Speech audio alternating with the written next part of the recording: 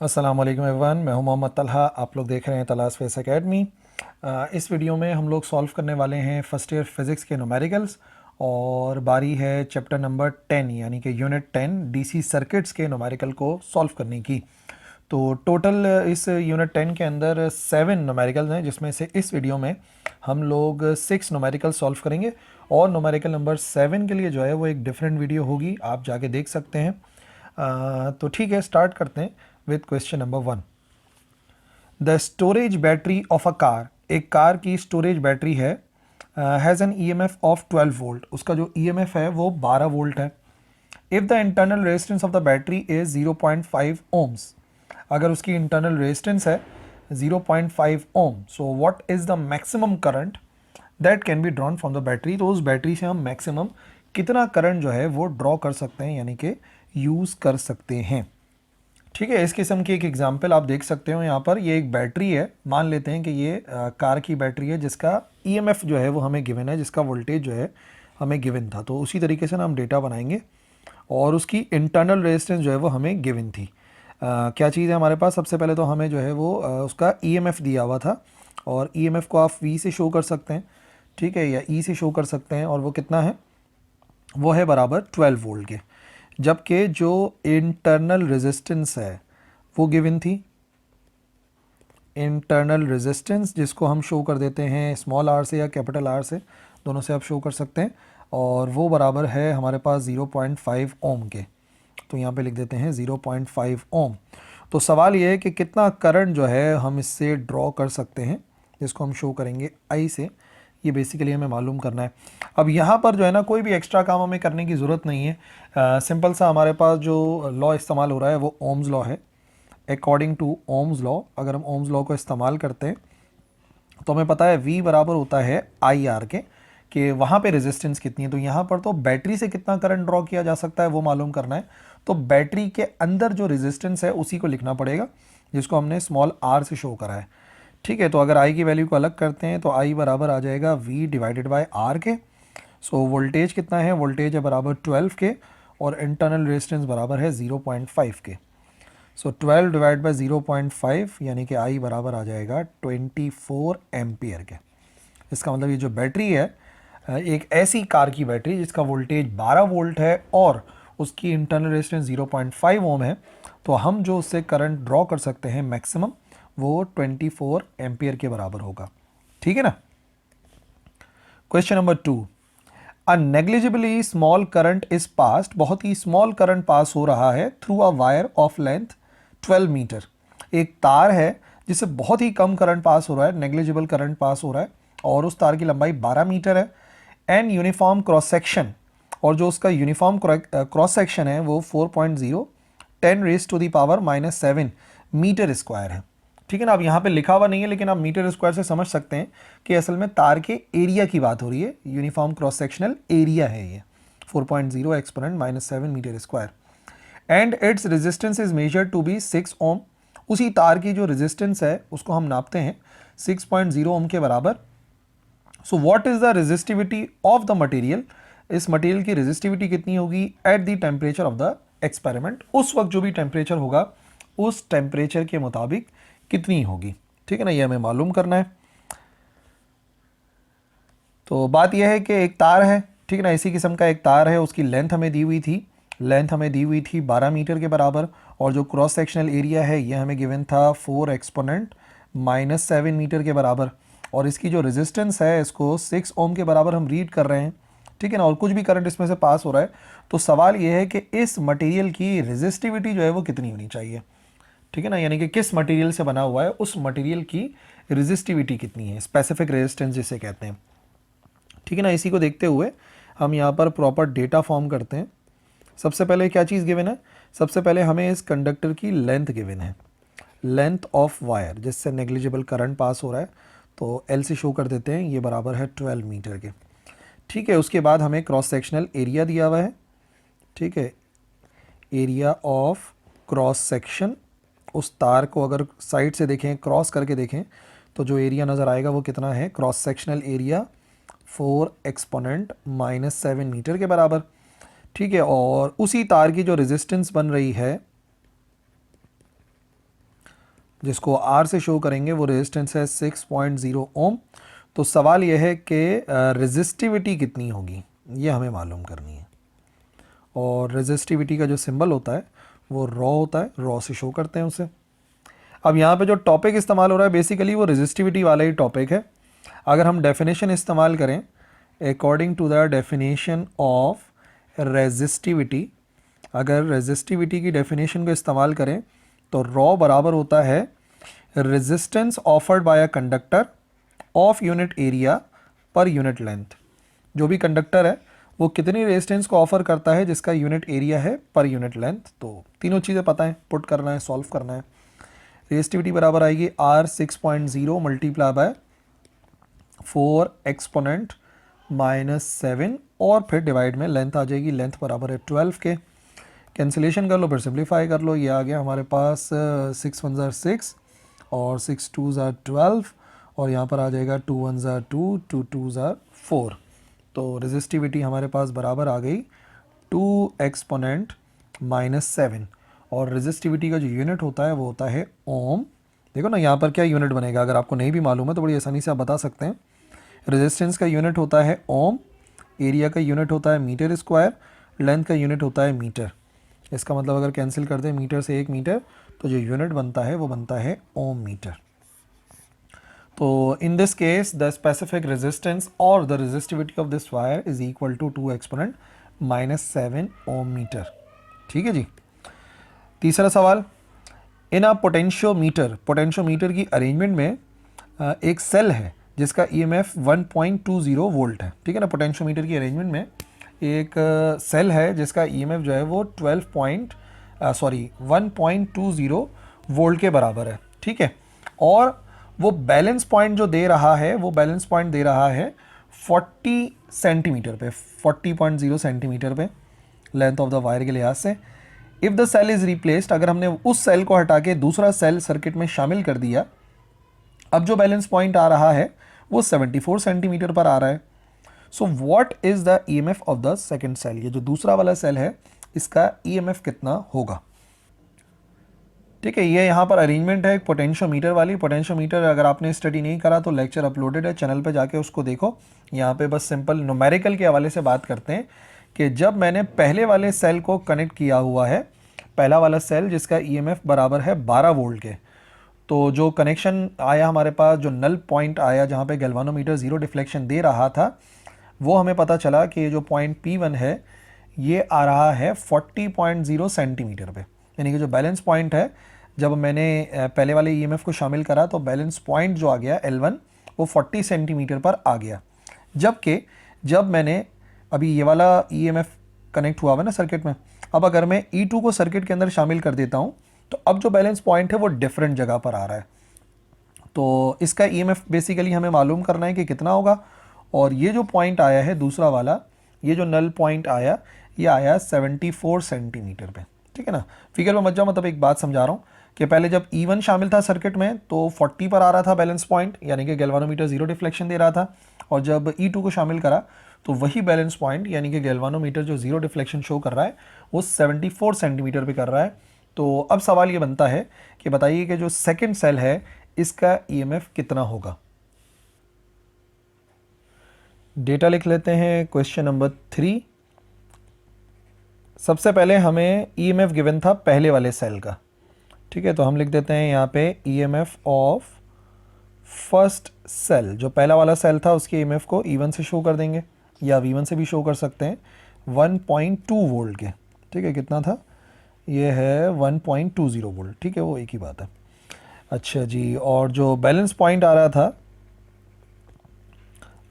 Length कर देता हूँ कि जो बैलेंस आया था पहले वाले सेल के लिए वो आया था 40.0 या 40 सेंटीमीटर पर। ठीक है, जबकि जो मालूम करना है वो हमें क्या मालूम करना है, EMF of the second cell, जो दूसरा सेल हमने लगाया था उसका ईएमएफ कितना होगा। जबकि जो बैलेंस लेंथ आ रही है दूसरे वाले सेल के लिए उसको हम शो करेंगे L2 से और वो है 74 सेंटीमीटर के बराबर। ठीक है, तो पोटेंशियोमीटर की वर्किंग का जो लेक्चर मैंने अपलोड किया था, अगर आपने देखा हुआ है तो आपको मालूम होगा कि पोटेंशियोमीटर का जो सिंपल सी लॉजिक है वो ये है कि जो रेशो होता है उनके ईएमएफ्स का, वो हमेशा बराबर आता है रेशो ऑफ लेंथ के। ठीक है, जो भी रेशो होता है ईएमएफ्स का वो हमेशा बराबर आता है रेशो ऑफ लेंथ के। यानी कि अगर मैं E1 का E2 के साथ रेशो लूँगा तो ये हमेशा बराबर आएगा L1 और L2 के रेशो के। और अगर आप E2 ऊपर लिखोगे E1 नीचे लिखोगे तो यहाँ पे L2 ऊपर लिखना पड़ेगा, L1 नीचे लिखना पड़ेगा। ईएमएफ के रेशोज़ बैलेंस पॉइंट की जो लेंथ है उनके रेशोज़ के बराबर होते हैं। सो E1 कितना है 1.2 वोल्ट है, E2 मालूम करना चाह रहे हैं। L1 40 सेंटीमीटर था और L2 जो है वो 74 सेंटीमीटर है। कन्वर्ट करने की ज़रूरत नहीं है क्योंकि यूनिट तो वैसे भी कैंसिल हो जाने हैं। अगर इधर भी सेंटीमीटर आएगा इधर भी सेंटीमीटर आएगा, 100 सेंटीमीटर से सेंटीमीटर कैंसिल हो जाएगा।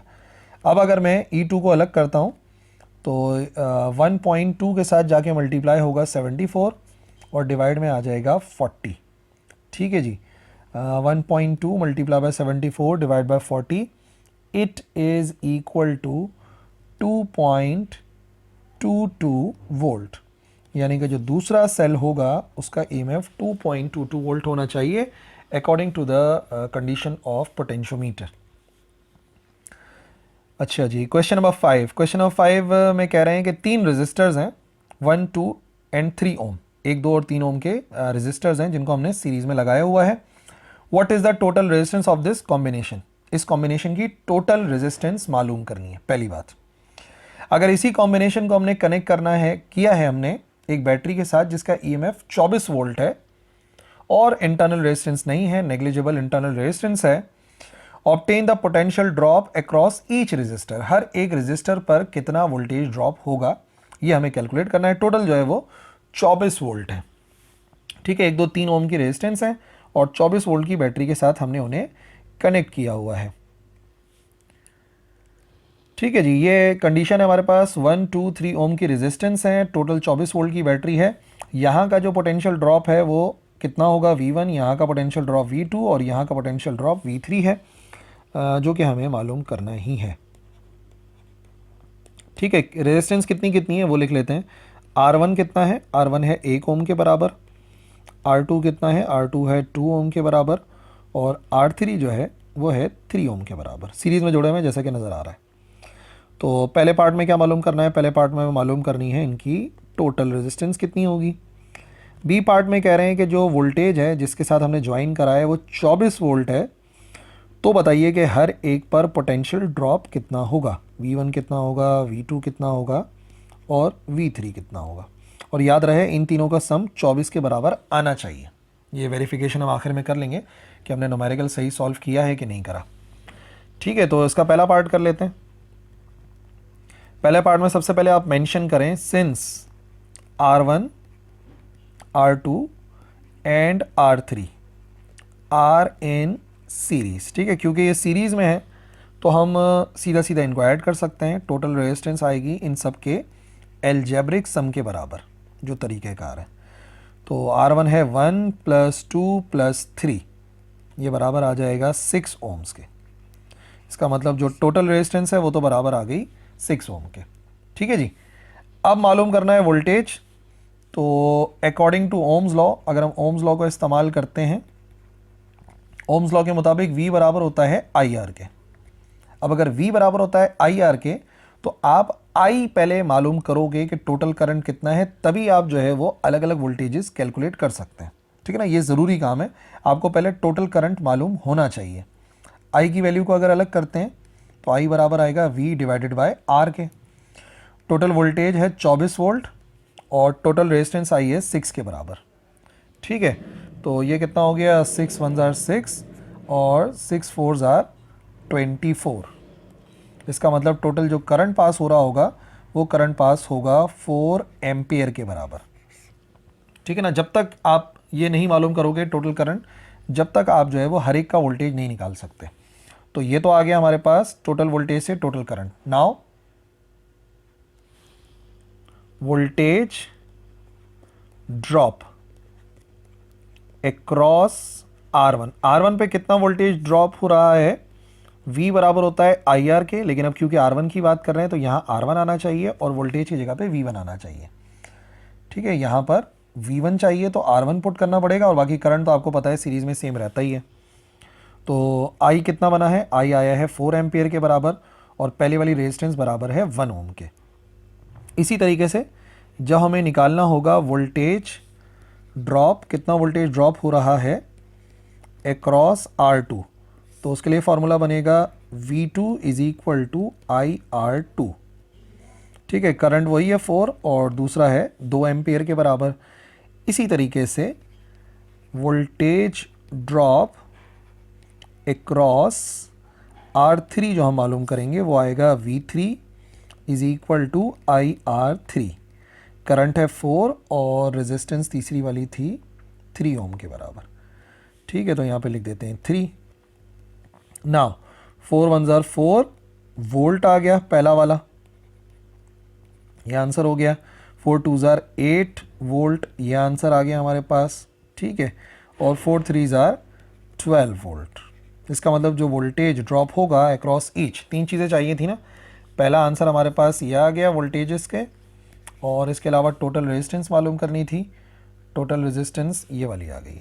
ठीक है जी, तो मैंने क्या कहा था, ये जो वोल्टेज ड्रॉप हो रहे हैं टोटल ये 24 होने चाहिए, तो आप देख सकते हैं 4 + 8 12, 12 + 12 24 होता है। इसका मतलब जो हमारे आंसर्स हैं वो बिल्कुल बिल्कुल करेक्ट है। ठीक है जी, क्वेश्चन नंबर 5 पर आइए। Question number 5, from the given circuit, आपको एक सर्किट दिया गया है जो कि आपको नज़र भी आ रहा है। इसमें आपने मालूम करना है आई की वैल्यू, कि आई कितना होगा। ठीक है, और ये आपको नज़र आ रही है फिगर, इस फिगर को यहाँ पर ही पेस्ट कर लेते हैं। ये फिगर कुछ इस किस्म की आएगी हमारे सामने। ठीक है, I1 I2 I3 पूरा पूरा आ रहा है। बेसिकली ऐसा है, MCQs के अंदर ही पूछा जा सकता है, क्योंकि इसके सोल्यूशन में बड़ी सिंपल सी वैल्यू है। डेटा इसी को देख लो, बात काफ़ी हो जाएगी। मैं इसको जस्ट सॉल्व करके बताता हूँ। देखो, जो किरचॉफ करंट रूल है ना, उसके मुताबिक according to Kirchhoff's current law, ठीक है, जो किरचॉफ्स करंट रूल है, करंट लॉ है, उसके मुताबिक बड़ी सिंपल सी लॉजिक ये है कि अगर ये एक पॉइंट है जहाँ पर हम लोग मालूम करना चाह रहे हैं, तो इस एक पॉइंट पे जो टोटल करंट जो इन आ रहा होगा वो हमेशा बराबर आ रहा होगा टोटल करंट आउट के। ठीक है ना, किसी भी एक टर्मिनल के ऊपर, किसी भी एक पॉइंट के ऊपर जो करंट इन होता है वही टोटल करंट आउट होता है, यानी कि द सम ऑफ करंट जो कि इन जा रहा है वो हमेशा बराबर होगा सम ऑफ करंट आउट के। अब आप एरो से अंदाज़ा लगाएंगे कि कौन सा करंट इन है और कौन सा करंट आउट है। इन वाले करंट देखो, एक ये इन आ रहा है, कितना है 0.2 एम्पियर, तो मैं लिखूंगा 0.2 प्लस इन वाला और कौन सा नज़र आ रहा है 0.6 एम्पियर, तो यहाँ पे लिखेंगे 0.6 प्लस फिर इन वाला कौन सा आ रहा है, ये नज़र आ रहा है 0.7 एम्पियर जो कि अंदर की तरफ आ रहे हैं। ठीक है, तो टोटल इन करंट जो है वो हमेशा बराबर आएगा टोटल आउटवर्ड करंट के। आउटवर्ड करंट पहला आपको नज़र आ रहा होगा यहाँ पे 0.5, तो हम लिख देंगे 0.5। फिर जो आउटवर्ड करंट आपको नज़र आ रहा है वो यही आई है जो कि हमें मालूम करना है, ये आ गया आई। और फिर इसके अलावा जो आउटवर्ड करंट नज़र आ रहा है वो ये ऊपर की तरफ जाते हुए नज़र आ रहा है 0.4 एम्पियर के बराबर। तो सिंपल सी लॉजिक ये है कि किसी भी टर्मिनल के ऊपर किरचॉफ करंट रूल के मुताबिक जो टोटल करंट होता है इन जो किसी टर्मिनल पर आ रहा होता है वो हमेशा बराबर होता है total current out of the terminal के। तो जितने इन करंट आ रहे थे उनका सम लिख दिया मैंने, और यहाँ पे लिख दिया टोटल आउट वाले करंट का सम। ये कितने हो गए 0.7 और ये हो गया 0.6 और 0.2 ये हो गया 1.5 और यहाँ पर हो गया 0.5 प्लस 0.4 ये हो गया 0.9 और plus I as it is. हमें यही वाले आई की वैल्यू चाहिए, तो आई को अलग करेंगे 1.5 से जाके हो जाएगा माइनस 0.9 और 1.5 से जब माइनस होगा 0.9 ये बराबर आएगा 0.6 एम्पियर के। इसका मतलब ये हुआ कि ये जो आई है बेसिकली ये कितना एम्पियर होना चाहिए 0.6 एम्पियर के बराबर, क्योंकि किसी पॉइंट पर जितना करंट इन हो रहा होता है उतना ही करंट आउट में भी होता है। ठीक है जी, क्वेश्चन नंबर 6, इन अ मीटर ब्रिज, एक मीटर ब्रिज में जिसमें स्टैंडर्ड रेजिस्टेंस जो है वो 15 ओम की रेजिस्टेंस हमने लगाई हुई है राइट गैप के अंदर। जो मीटर ब्रिज है उसके राइट गैप में 15 ओम की रेजिस्टेंस लगी हुई है। The ratio of balancing length, जो बैलेंसिंग लेंथ है यानी कि जो रेशो है उनका अननोन और नोन का जो लेंथ का रेशो है वो 5:3 है। So find the value of the other resistance, जो दूसरी रेजिस्टेंस है वो कितनी होगी ये हमें मालूम करनी है। और जो अदर रेजिस्टेंस है उसको इन्होंने यहाँ पर P से शो किया हुआ है, ठीक है ना, इसको ये एक रेजिस्टेंस है 15 और जो अदर रेजिस्टेंस है उसको P से शो करा हुआ है। सिंबल इतना मायने नहीं रखते, सिंबल हम चेंज कर सकते हैं। असल बात यह है कि आपने कॉन्सेप्ट को समझना है, ठीक है। तो डेटा बनाते हैं। जो नॉन रेजिस्टेंस है वो कितनी है, देखो पहले नॉन रेजिस्टेंस, इसको कर देते हैं R, ठीक है, उसको P कर देंगे अननोन वाले को। ये है 15 ओम के बराबर, ठीक है। जो अननोन रेजिस्टेंस है जो कि एक्चुअली हमें मालूम करनी थी, इसको P से शो करते हैं और वो मालूम करनी है हमें। रेशोज जो गिवन है, रेशोज ऑफ लेंस, जो लेंस के रेशोज गिवन है वो रेशो किस चीज़ का है, वो रेशो दिया हुआ है कि जो लेंथ है अननोन का डिवाइडेड बाय जो लेंथ है नोन वाली रेजिस्टेंस का, वो है 5:3, जिसको हम क्या लिख सकते हैं 5/3 के बराबर, ठीक है ना। ये जो रेशोज ऑफ लेंथ है ना, जब भी रेशोज ऑफ लेंथ दी हुई होगी तो अननोन डिवाइड बाय नोन होगी, इसको याद रखना है, ठीक है ना। ये जो आ गया ना, the ratio of balancing length is 5:3, तो ये होता है अननोन डिवाइड बाय नोन, जो कि मैंने भी यहाँ पे लिखा है ना, ये आ गया यहाँ पे अननोन डिवाइड बाय नोन की जो लेंथ है उनका रेशो है। अब अगर आपने लेक्चर नहीं देखा ना मीटर ब्रिज का, तो जाके ज़रूर देखो, उसके अंदर बिल्कुल वर्किंग को एक्सप्लेन किया गया है, तो ये न्यूमेरिकल क्लियर हो जाएगा। अदरवाइज़ फिर समझते ही रह जाओगे कि क्या चीज़ गिवन है यहाँ पर। अच्छा जी, according to the condition of balanced Wheatstone bridge, जो बैलेंस्ड व्हीट स्टोन ब्रिज होता है या जो कि उसकी एप्लीकेशन है यहाँ पर मीटर ब्रिज, उसके मुताबिक जो रेशोज़ हैं वो बराबर होने चाहिए, यानी कि P/R जो है, जो रेजिस्टेंसेस के रेशोज़ हैं वो बराबर होने चाहिए उनकी लेंथ के रेशो के, यानी कि LP डिवाइड बाय LR के, ठीक है ना। अगर आप P ऊपर लिख रहे हो तो इधर LP ऊपर आना चाहिए, नीचे R लिखा है तो नीचे LR आना चाहिए। पलट के लिखोगे लेफ्ट हैंड साइड को तो राइट हैंड साइड को भी पलट के लिखना पड़ेगा। अच्छा, P अननोन है और R है बराबर 15 के और ये बराबर है 5/3 के। रीअरेंज करो ताकि P अलग हो जाए, तो P बराबर आएगा 5 मल्टीप्लाई बाय 15 डिवाइड बाय 3, ठीक है। 3 1s are 3 और 3 5s are 15, so 5 5s are 25। इसका मतलब वो जो दूसरी रेजिस्टेंस है वो एक्चुअली बराबर होगी 25 ओम के, ठीक है जी। सो ये थे वो 6 न्यूमेरिकल जो इस वीडियो में हमने सॉल्व करने थे। अगर 7वां न्यूमेरिकल देखना है तो इसका सेकंड पार्ट देखो, इंपॉर्टेंट न्यूमेरिकल है। और इस वीडियो में अगर कोई क्वेश्चन है तो आप बिल्कुल कमेंट सेक्शन के अंदर लिख सकते हैं, मैं इंशाल्लाह ज़रूर रिप्लाई करूँगा। दैट्स ऑल, अल्लाह हाफ़िज़।